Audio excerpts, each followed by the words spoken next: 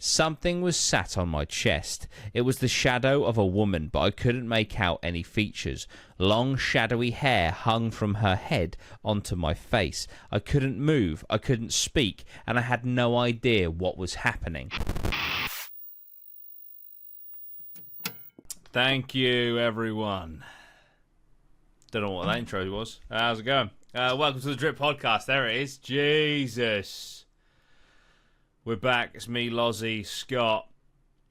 We are doing one of my favourites. We're doing your emails. dutystories@gmail.com. Email your stories in, your paranormal experiences. Have you seen a ghost, experienced something weird, seen an alien, been abducted by one? Let us know in the emails. We're going to be going through those today. Scott, Lozzie, how are you doing? I'm good.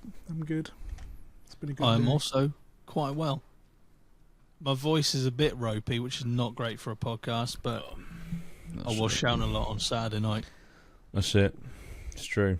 We had a party. Scott couldn't make it because of the Storm Dara. Big up Storm Dower. So Blocking me off down here. that's it. We're glad you survived, though, Scott. I'd lost electricity for a few hours. It's quite Oof. sad.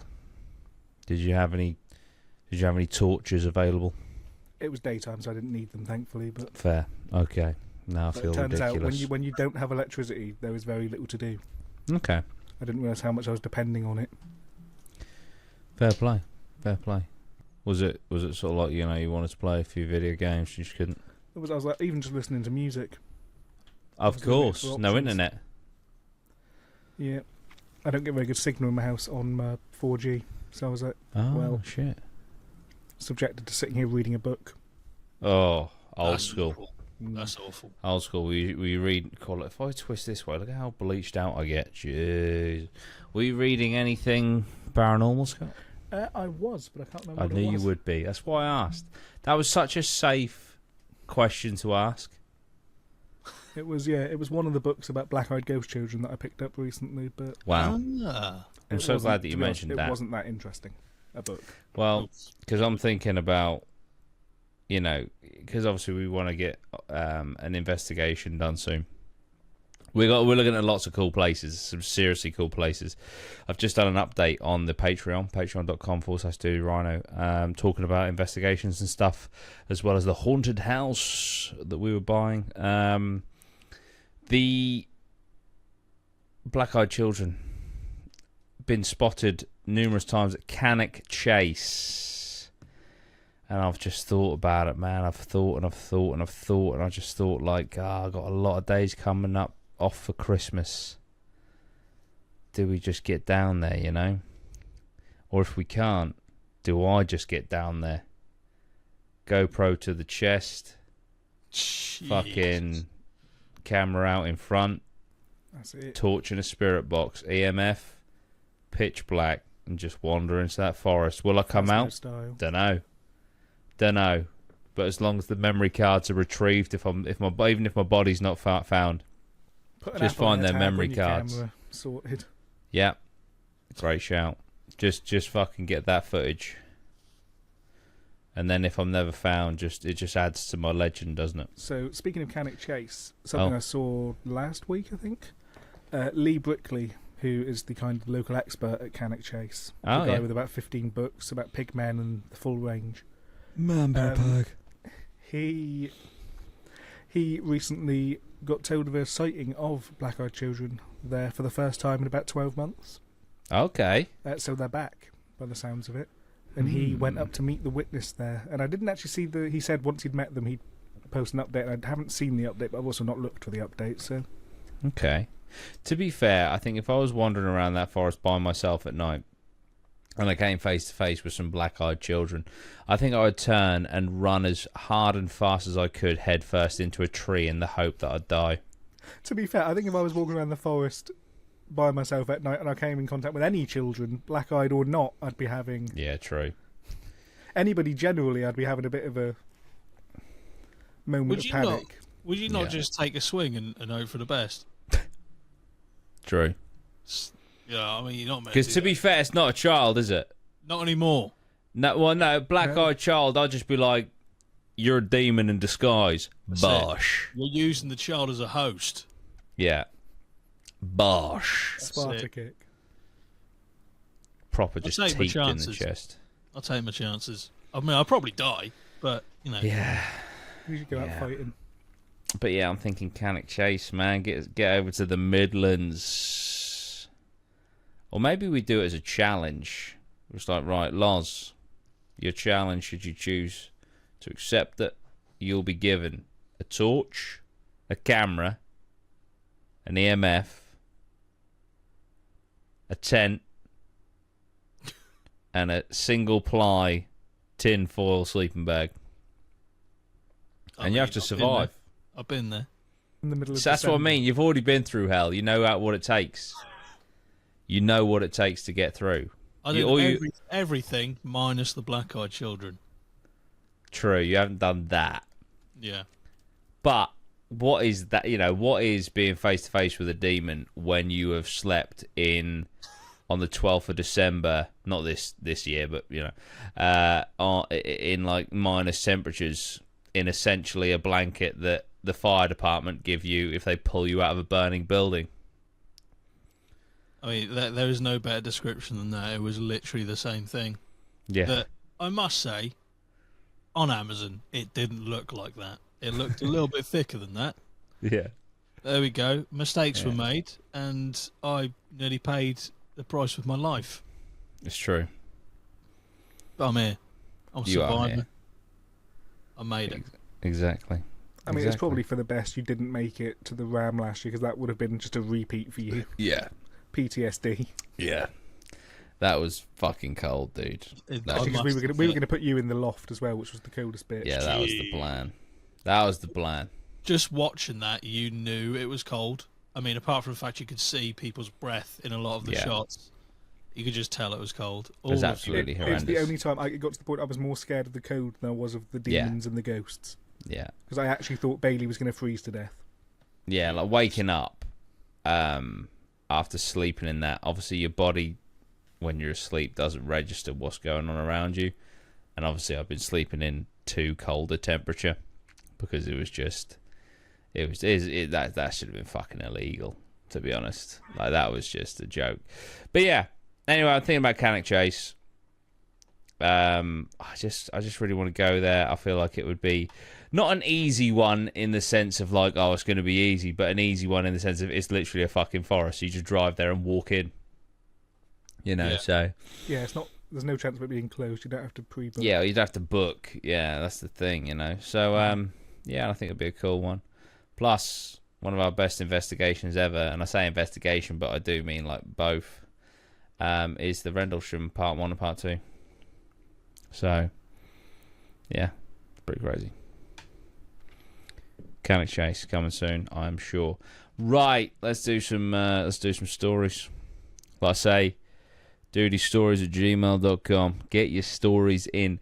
And I tell you, bonus points. I want to see either people video themselves telling the story, because I want to get it up on the screen, or voice note. I want to hear your story in your voice. But that's not to say I'm ungrateful for the emails, because I'm not absolutely appreciate every single email, okay?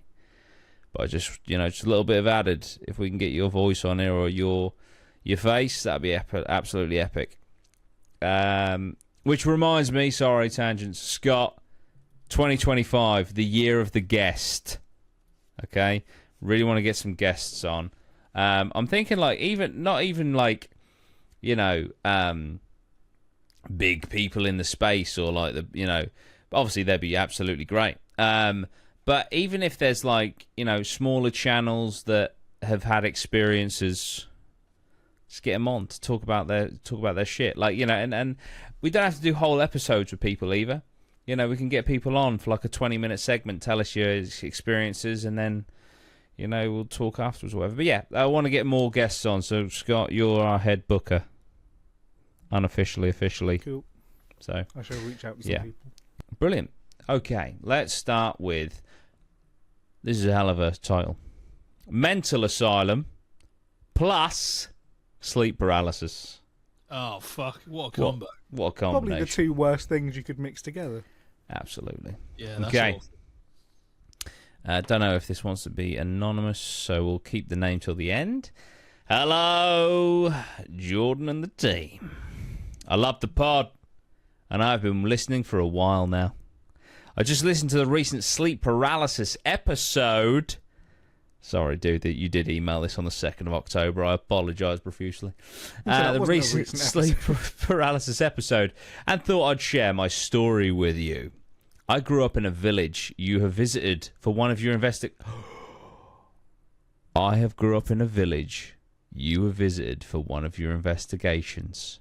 The mental asylum in Bracebridge Heath, Lincoln. Two of our And would investigations. often go inside to explore. Yeah, absolutely. Shout out Bracebridge Heath, Lincoln.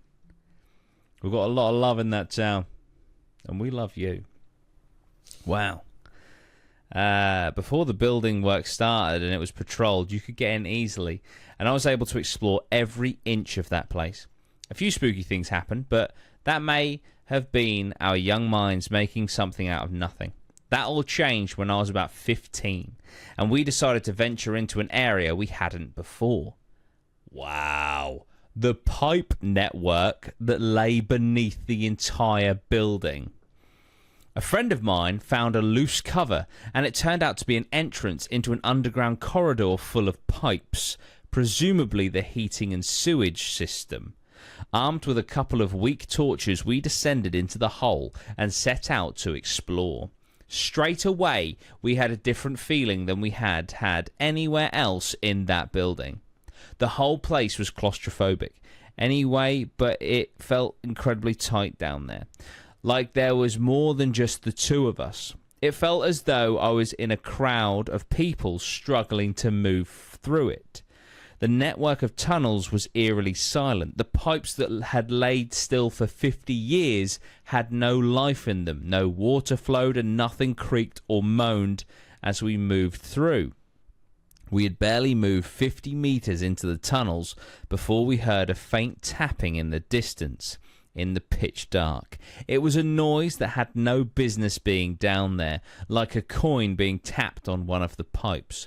An immense sense of dread and fear came over us both. What could be making that noise? A homeless person? Maybe, but we had to get out of there. We moved as fast as we could back to the hole we had come through, not daring to look back. We got out and covered the hole, and boom. Whatever it was making that noise didn't want us to return.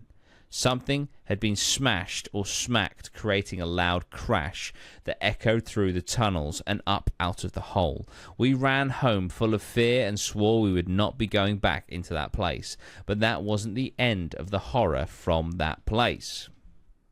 That night, the beginning of weeks of sleep paralysis. Night after night, I'd be haunted by a variety of figures. Demons and witches seemed to toy with me. I remember that first night as though it was yesterday, even though it was 15 years ago. I remember waking up in bed, boiling hot and covered in sweat. The sense of fear that I had felt earlier flooded over me, and I opened my eyes. Something was sat on my chest. It was the shadow of a woman, but I couldn't make out any features. Long, shadowy hair hung from her head onto my face. I couldn't move, I couldn't speak, and I had no idea what was happening. I tried to scream for my parents, but nothing would come out. I closed my eyes in fear and prayed that this was a dream. I woke up in a pool of sweat and leapt from my bed straight into my parents' room, frantically trying to explain what had happened. They put it down to a dream and nothing more was said. That night, the same thing happened again. I saw that witch every night for a week. I can't read, sorry. I saw that week, fucking hell. I saw that week every night for a witch. No. I saw that witch every night for a week. All day at school, I was dreading going to sleep, staying up late, watching TV so that I wouldn't have to see her again. The irony there is I think that exhaustion can cause sleep paralysis. Staying up late, watching TV so I wouldn't have to see her again. Every night it was the same. Sat on my chest, pushing me down into my bed, leaving me clawing for breath. Wrapped in fear, I had no idea what was happening to me. Had something followed me home from the asylum? Quite possibly, because that building is fucking disgusting. That weekend, I spoke to my friend I explored with, and to my horror, he was experiencing the exact same hauntings. That's when he visited me. I woke up with the same feeling of fear I'd had for the past week. I opened my eyes, expecting to see her there, but nothing. This was different. I was sleeping on my side, eyes locked on my open bedroom door. Why was I feeling this if there was nothing there?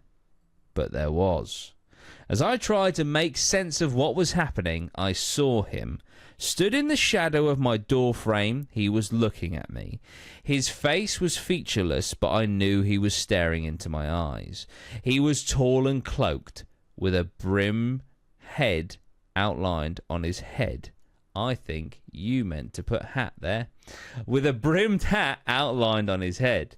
Again, I tried to scream, but nothing would come. I daren't close my eyes in case he came towards me, but he didn't. He just stood there, watching me. He didn't move. He didn't speak. He just watched. I have never felt fear like I did that night.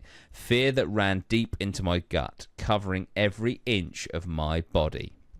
At last, I woke, again covered in sweat, and cried. What was happening to me? For 2 weeks, the man stood there in my door, always still, never speaking, always watching. Was it a warning not to go back to the asylum? I never would. I never have. I decided to research this hat man and found that other people had seen him, and some people had methods they used to try and wake themselves before they would see him. It was worth a try. That night I woke with the same fear and tried the method I had read about. Close your eyes and hold your breath. Ignore the fear and just focus on holding it, and you'll wake up. It worked. I opened my eyes to sunlight peering through my curtains. No hatted man standing in my door.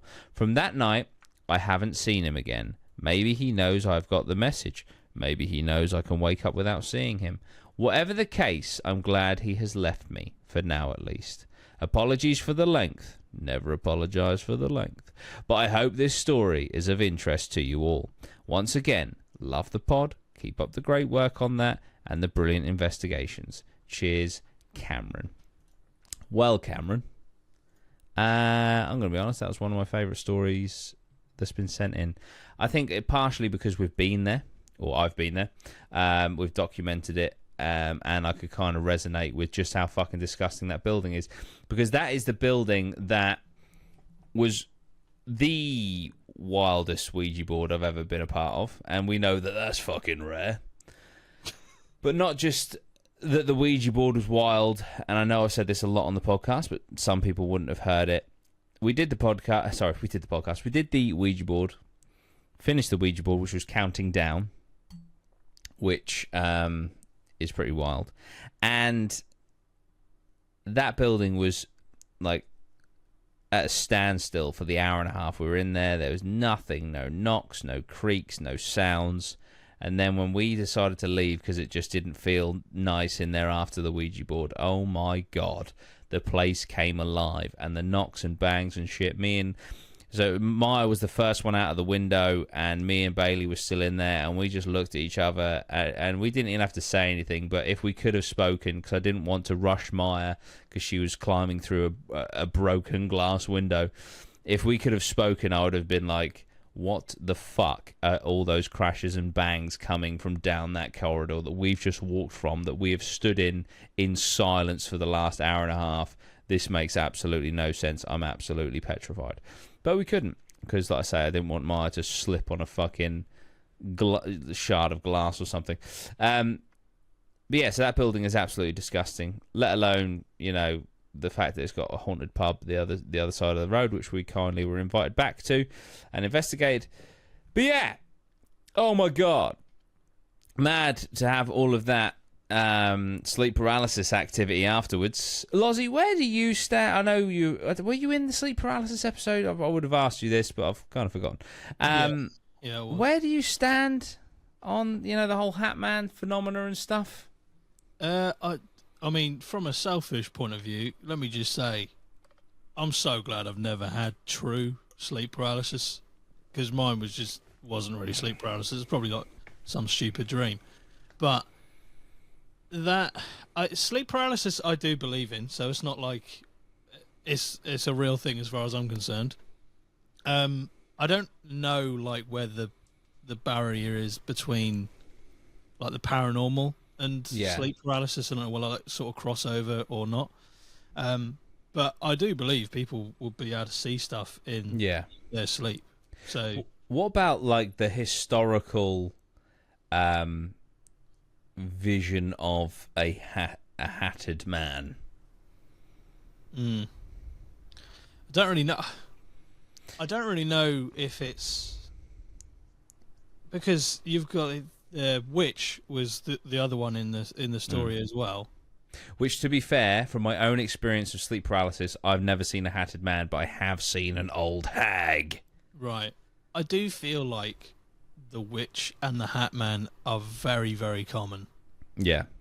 So I don't know whether there's something going back. You've got those sort of. If you had like an outline of a person, I don't know why. In your mind, if it was conjuring up this, why an outline of a man in a hat would be like ominous, but it just is. Yeah. It's always a fairly similar man. Yeah. It's always a fairly similar description of a man in a hat. So I do have a thought on this from a skeptical point of view.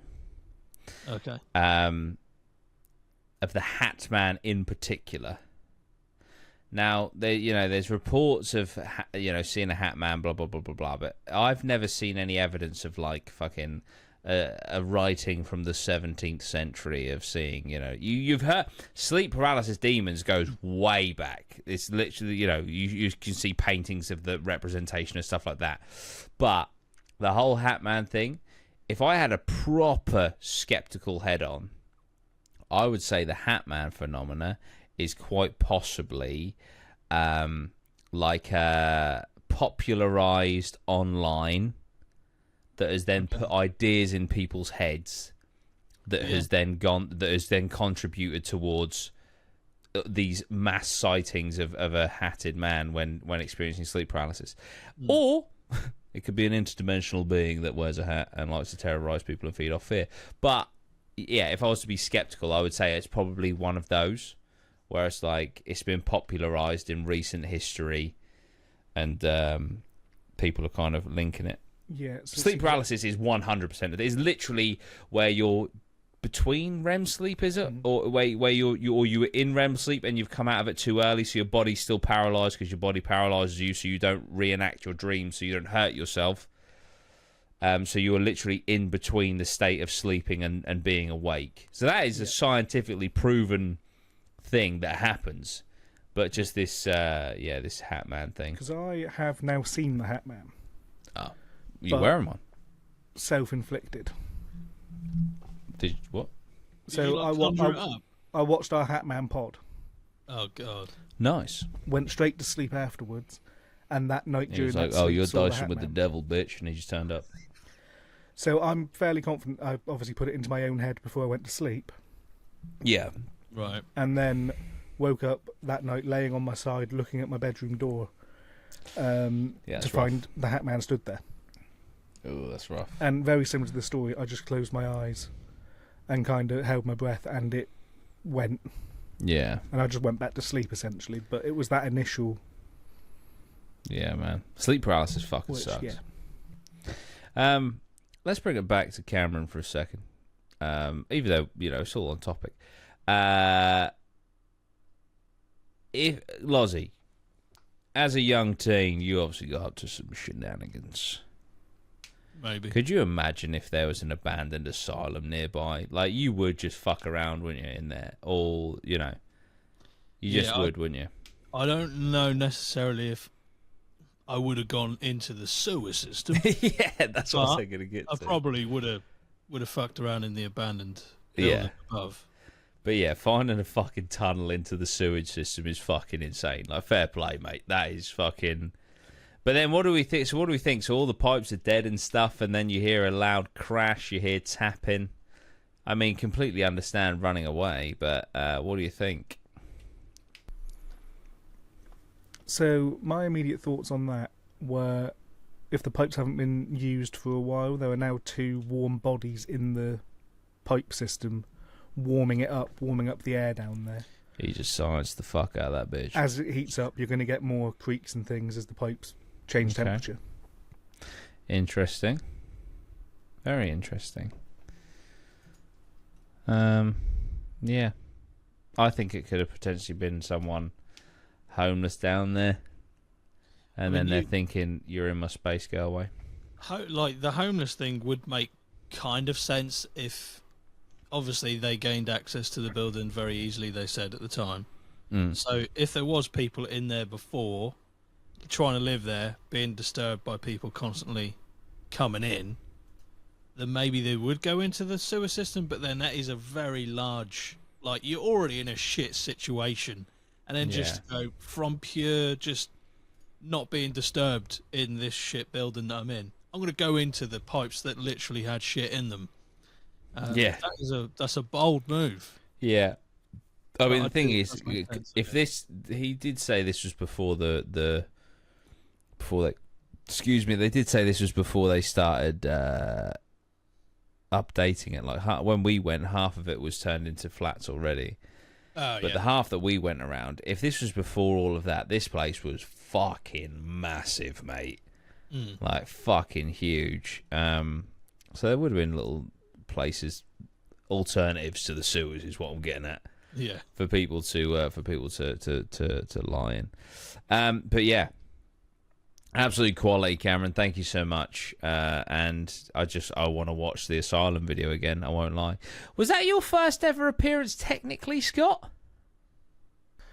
Because I called you, didn't I? No, I didn't. I called Bailey. You called Bailey, but talked about speaking to me. Talked about speaking to you. Mm-hmm. That was my first ever mention. I think, yeah. Demonologist, because you are technically a qualified demonologist. I think I did name drop you as a demonologist. I think. Mm-hmm. Yeah. You've got the qualifications. I do have a degree from a website. There you go. Wait, there's actually a degree. You paid for it, didn't you? As in, like, you paid for the course. The Paranormal Academy, who are a registered education provider. So technically speaking, you're a demonologist. Do you know what? I kind of want to do that because I want to be a demonologist. They've got a few more courses on there now as well.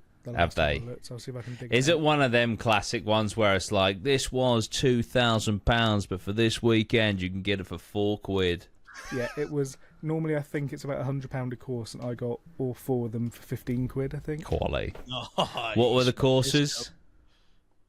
So it was paranormal event management. Okay. Which I do not think I've actually done yet. Well, get it done, because we want to do paranormal events. Advanced scientific investigation within the paranormal. Well, I've given you plenty of coursework on that. Demonologist, or demonology, whatever the term Nice. is. And I want to say there was a cryptid one, but I can't quite remember. That might have been a different website. Nice. So you're also a fox piss specialist. Everyone knows that's how you get Bigfoot. Fox piss is the key. Anyway, right. Okay. Let's do... How about a ghostly story from Australia? It's literally the title. It's Ghostly Stories from Australia. Hi, Duty and the Drip Gang. Big fan from Australia. I have 3 ghostly stories for you. Happy to have my name mentioned and curious to see what you think. Well, thank you, Kurt. I have also included my thoughts on what may have happened at the end. Love the pod. This is taking every single fibre of my body not to read this in an Australian accent. Do you know what I mean? I'll just do it. Should I do it? I don't know how good my Australian accent is. Do it for one, at least. All right. 1, 2, or 3? Oh, go for 2. Break 2? Okay. That's the longest one. Okay. Right, let's do it. Okay, so story 1. Little girl. A little context is needed to help explain this story. The location is at my uncle's 3-acre property roughly 15 years ago. My uncle is a very passionate history buff, including our family history, so his shed is full of old cars, tools, and other dusty knickknacks. Connected to this shed is a small unit from which he lived at the time. It contained a kitchen, a small lounge room, 1 bedroom, and a bathroom. Small, but big enough for a man and his dog. His big project was the home he is building about 50 metres from the unit that he is still working on to this day. My uncle is a perfectionist. From the methodically aligned screws to the position of the sunroom to catch the best morning light, everything is meticulously planned to the finest detail. I mention this information because some of the materials my uncle used to create his forever home were taken from a house his relatives used to live in. These pieces were mainly skirting boards and floorboards. It was his way of connecting his home to our family history. This house is now unoccupied but still sits vacant on a large farm. One morning, when visiting my uncle with my family, which included mum, dad and brother, we were sitting in the unit having morning tea when we decided to have a look at the progress my uncle had made on the house. As we made our way over, my eyesight went from the house to the back corner of the property. In the space of less than a second, staring right at me behind a stack of bricks was a little girl. It only lasted for less than a second, but I could tell she was around the age of 6 or 7, and she had shoulder-length brunette hair and a pink top. I must have had a shocked look on my face because my mum asked what was wrong, which is when I told her what I saw. I think I would naturally put this encounter down to my brain playing tricks on me until I heard what happened to my uncle several months later. One morning, when installing the floorboards on the veranda, he heard a thudding sound approaching him coming from the newly placed floorboards. Thinking it was his dog, he raised his head to greet him but saw that nothing was there, and that his dog was at the front end of the property running along the fence line. Reflecting upon it later, my uncle compared the sound to a child skipping playfully. Now for the part that brings everything together. The property he got the materials from was a farmer's house that only ever had 2 young boys live there, no girls. Every person that my uncle talked to about it never recalls any girls living there, but one relative does recall a room being painted pink. It would be very taboo to have a farmer's boys' room painted pink in the mid-1900s, which only begs the question, who had their room painted pink? This unfortunately cannot be answered, as all the people who could know the answer have since passed away, so the identity of the little girl will forever remain a mystery. Let's do these one at a time. That's a pretty fucking cool story, isn't it? Yeah. And it also kind of links to a question that we've been asked many times, where it's like, do you think that the house is haunted? Do you think the grounds are haunted? Do you think items are haunted? Well, it would appear bloody floorboards. Which kind of makes, like, sense in the sense of, like, you know, it's what you walk on, innit? If like, stone tape theory, for example, where you know, ghosts are actually almost like a recording reoccurring, but then again, if the little girl, it would appear either potentially died young or died, I don't know. I almost felt like the story was alluding to a miscarriage, but at the same time, yeah. Unless the ghost's aged up. That doesn't, yeah, potentially, but that doesn't, if it was a miscarriage, it doesn't really link with my theory of the floorboards and a recording. It may have just been a little girl that tragically died young, 6 or 7 years old. And this is what is replaying. But yeah, it's really interesting, you know, taking an item from a house, putting it in another, and then getting a haunting. But yeah, very, very creepy. Am I correct in thinking that Kurt's uncle has been building this house for over 15 years and still isn't finished? That's what I got from it. That is what he said, wasn't it? Perfectionist. Perfectionist, exactly. He'll never actually be finished. Because you can never achieve true perfection. There comes a time where you just got to say enough is enough and it's done. Right. Great first story. Thank you so much. Right. Story number 2. Which actually I lied. It's the shortest. I don't know how the hell I saw that as the longest originally. But I promise I'll do it in an Australian accent. Here we go. Story 2. The Knocking. It was 2010. Is that Australian? 2010. Yeah. It was 2010 and my family and I were visiting my older brother in Canberra. He had only just recently moved in with friends he knew from school, and they shared a 2-floor unit. Before arriving, we were informed that some people had reported strange knocking coming from one of the bedrooms on the above floor. The most common story was an inconsistent tapping that resembled someone drumming their hands on the floor. The sound was best heard from the lower floor, underneath my brother's bedroom. The tapping would stop when people entered this bedroom, only for it to start back up again once they left the bloody room. He didn't say bloody. My experience happened when I was relaxing on the lounge on the lower floor while everyone else was upstairs in my brother's bedroom. From out of nowhere, I heard a knock that sounded like it came from the wall to the left of me. Then another knock came from the bloody ceiling, then the floor, and then the other wall. Soon I was completely surrounded by the loud bangs and the thuds in every direction. I lay there not moving, just listening to the chaos around me that probably lasted several minutes. It all abruptly stopped when I heard my other brother enter the room from behind me. I asked him what the hell everyone was doing up there, and he only replied with, "Nothing." I would usually dismiss bangs and thumps to possums living in the bloody walls, as they are quite common in Canberra.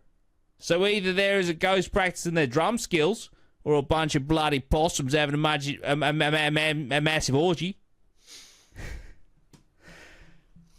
That's story 2. A possum orgy?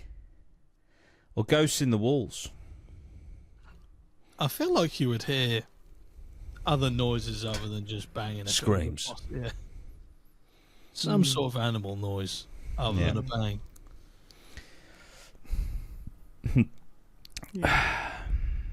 It's weird. I can't say I've ever listened to possums, No. get it on. No, same. But banging on all the walls, very weird. All of the walls at the same time as well is a bit weird. So it only just recently moved in. Do they call houses units in Australia? I Or is suppose- it? I think they call it flats and apartment units. Yeah. Right, okay. I had no idea. I didn't know that. It's such a great... It just works so perfectly with the Australian accent. Unit. Yeah. Unit. So it's quite possible his brother moved into a haunted location. Entirely plausible. Very fucking weird. At the very least. You'd be gutted, wouldn't you, man? Yeah. You just move in somewhere, you got like a 6-month contract. And it's fucking haunted. Oh, Jesus Night 1. Christ. Yeah. Oh, God. You just have to set up a live stream and make it work, wouldn't you? Yeah, you'd make some money off that, sure. Make it work for you. Right. Story 3. The Mirror. While I was studying at university, I had a part-time job at a small corner store. It was part cafe, newsagent, post office, and bottle shop. The store was on the side of a busy road that eventually connected to the highway, so there was a lot of fast-flowing traffic leaving and entering the area, especially very big trucks.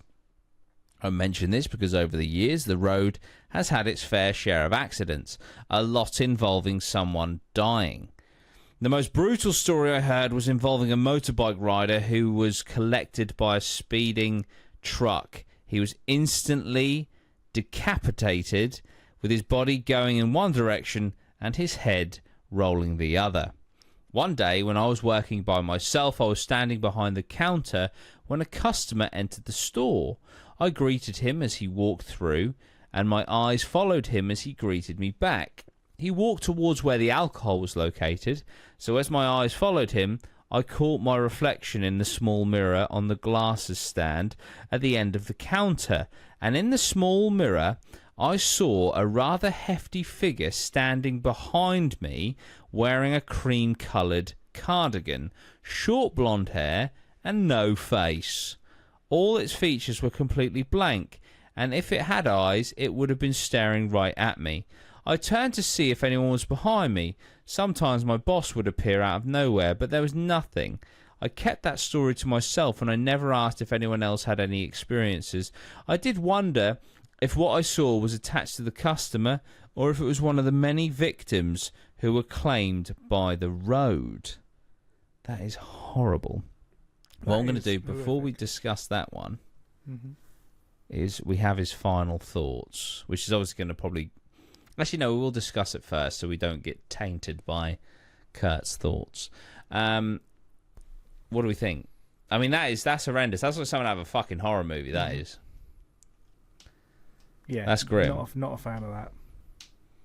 I mean, if spirits do exist and stuff, and this is a road where many people die because of it, it would make sense.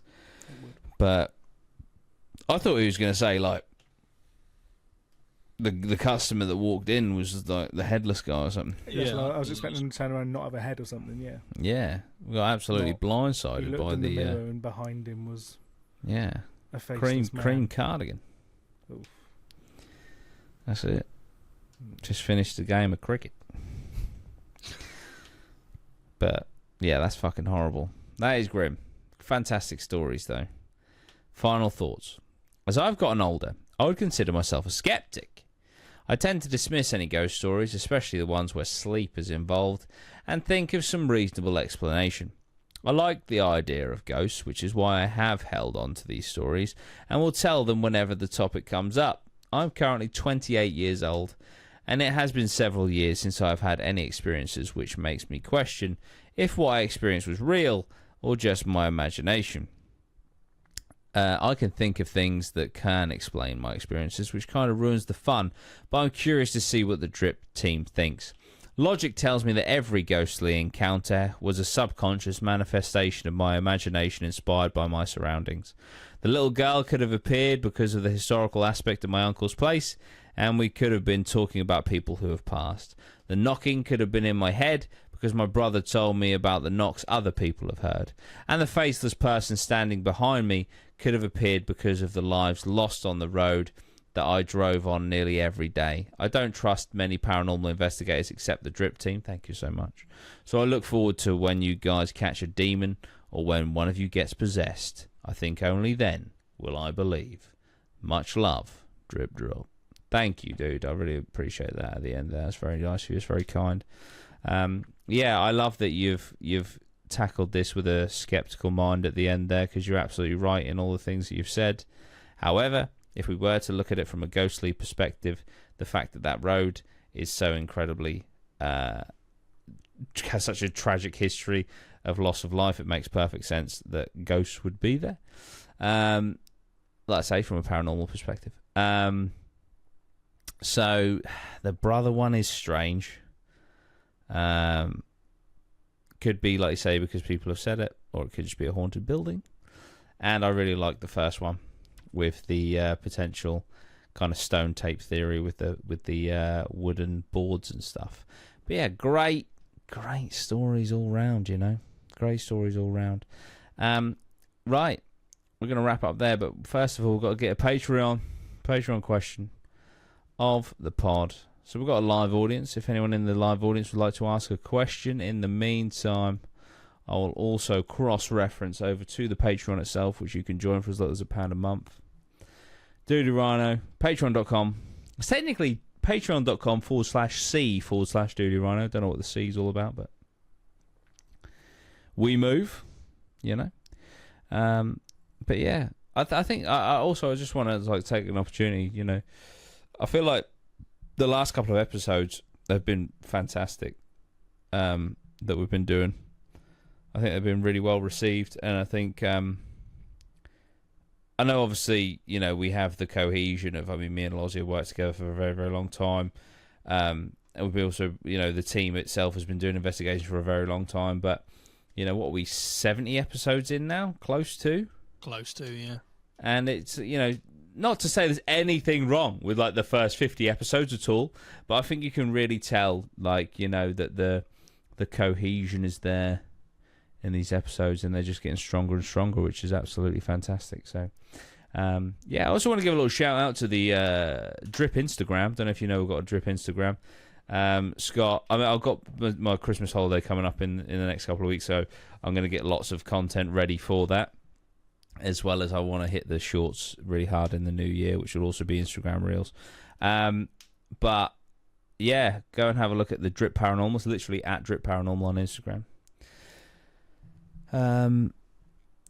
So we do have a question from Kerry in the house. Kerry says, if money was no object, where would you each like to do an investigation? I'm going to come away from America, because that's kind of the obvious one for me. If money was no object, I would fund a full Route 666 experience for us all, where we literally travel down Route 66 and just stop off at haunted locations. That would be absolutely epic.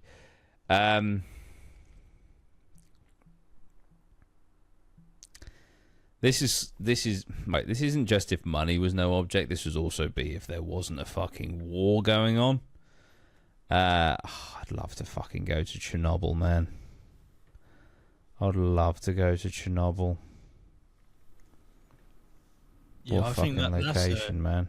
That's a place that's on people's bucket lists for a whole variety of different reasons, but it just ticks so many boxes for a location.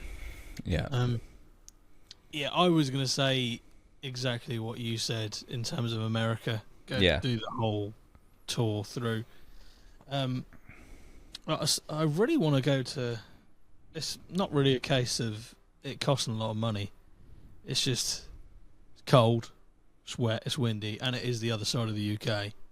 Loch Ness, which is something I know we've talked about doing with that. Do you know what? That's just... doing with Drip. That's just one of them ones, man. I think, like, we just need to fucking pick a weekend and just fucking drive up there. Yeah. Like, I think the bottom of Scotland from here, because my stepmother is Scottish, and my dad and her go up to Scotland each year and drive up to Glasgow. I think that's about 6 hours from us, and I know that Loch Ness is higher up into Scotland, isn't it? Yeah. But, like, if we're just like, look, this is how it is, we're just going to go up there, we'll share the drive and stuff, like, you know, get, maybe, Lozzie, I'll stick you on the insurance as well, so maybe, like, me, you, and Mara, or me, you, Mara, and Bailey can share the drive, because fucking Scott doesn't drive. And then just fucking do it. Like, all right, it's 8 hours in a car. So fucking from you guys, it's roughly a 10-hour drive. 10 hours in the car. You know, we might need like 4 days, so maybe we have like a day to drive up there, a day to recover, a day to do Loch Ness, and then you come back the next day. Yeah. So maybe like Friday to Monday. But I think we just need to fucking just pull the trigger on it and just do it, because otherwise it's just not going to happen. But it's entirely doable, in my opinion. It's just a fucking long drive. Or maybe we do it in 2 halves. Like, we drive one day up to, like, Liverpool. Lozzie, you can go around Goodison Park. Oh, done it! He even raised his hand. He raised his hand. Can't believe you've done that. Oh. Stay at the Adelphi. This is actually perfect. Go up to Liverpool, go around Anfield. Go to the Adelphi, stay at the Adelphi, do an investigation there, drive the other 5 hours the next day. That's fuck all. Do Loch Ness. That's probably the way we should do it, to be honest. That's huge. That's easy. On the way back too. Yeah. That's huge. Huge shout. Yeah, Loch Ness, great suggestion. Scott, where would you want to go? I mean, Japan's meant to have a lot of haunted buildings. Yeah. It's meant to have a lot of different sort of ghosts. Kind of different types, more kind of cultural stuff for Japanese culture. Yeah. Which is one thing that I'd be quite interested in doing, because obviously Western ghosts are always fairly standard. It's your standard demons. It's the same sort of thing as, the Middle East, places there. Yeah. It's where the culture and the paranormal intercept. Honest, you're so right. Like, if I'm ever watching Nukes, and there's a Middle East paranormal investigator or a Japanese one, you just know it's going to be fucking fake or real. You know it's going to be fucking good. Yeah. Yeah, so I think Japan would probably be my initial guess. Nice. Yeah, there's some pretty cool places. So there we go. Kerry says mine would be Dracula's castle. I very nearly said that. Said that as well. Fucking crazy. There's also a couple of chateaux in the north of France that I wouldn't mind going to that are meant to be haunted. Chateaus? Nice. There's a couple of nice haunted ones that I looked at a few years ago that do rent out overnight. Do they? How much for?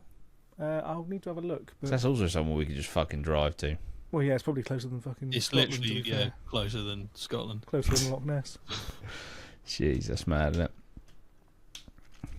Yeah, Or we could need use... to get on a castle. I know Dracula's castle and just a castle is very different, but a castle would be great. For some reason, castles Yeah. seem quite pricey. Mm. I had a quote back from Oxford Castle today. Oh, really? Did you share that? No. What is it? 1,700 quid. For how long? 9 hours. So it's limited as well. Yeah. They're the ones that get me when they're like, yeah, you can have it from 7 till 2. So why? Just let's have it till the fucking morning. Because with double book, someone's coming in at 2 until 8.